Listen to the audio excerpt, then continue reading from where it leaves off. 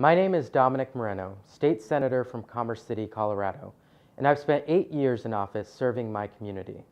I was humbled when the Young Elected Officials Network, made up of more than 1,000 elected officials from across the country, asked me to join America's Cabinet as Secretary of Health and Human Services to provide our own take on what a cabinet that serves all Americans should actually be doing to help America live up to its promise. Everyone has a story about why affordable, quality health care is important to them. I wish I had grown up in a world where the Affordable Care Act was law, but I didn't. 10 years ago, I was dropped from my parents' health insurance because I had just graduated from college. Unable to afford my own insurance, I went on with life uninsured. The decision to go without health insurance is one many had to make before healthcare reform, and too many still make today. I was walking home from work one day when I was struck by a car.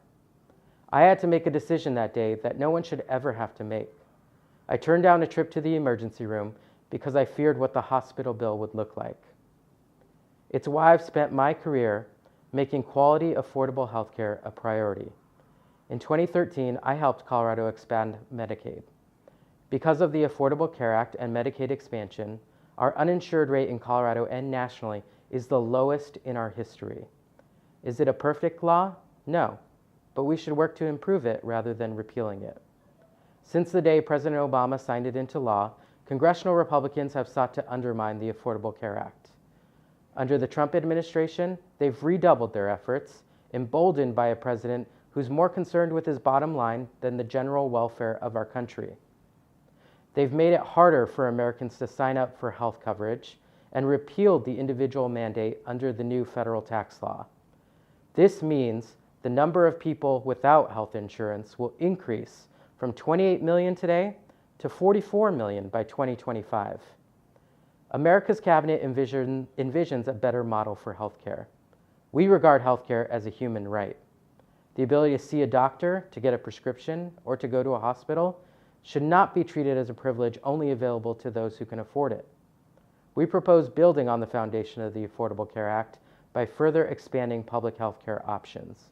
We need to ensure more Americans have access to Medicare and Medicaid. 42% of children and 94% of seniors already have some form of government coverage. Allowing Americans who aren't currently eligible for Medicare or Medicaid to buy into these programs will fulfill a desire for more simplicity, security, and affordability. It will also force private health insurance companies to compete and lower costs for consumers. We must address the issues causing healthcare costs to spiral out of control. Prescription drugs account for $500 billion, 17% of national health spending. It's among the fastest growing cost drivers.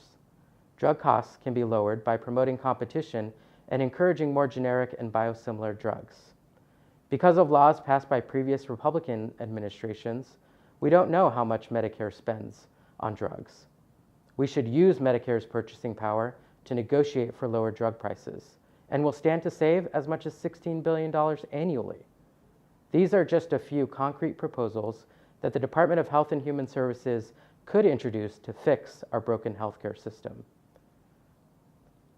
Americans can't afford for already out of control healthcare costs to get any worse.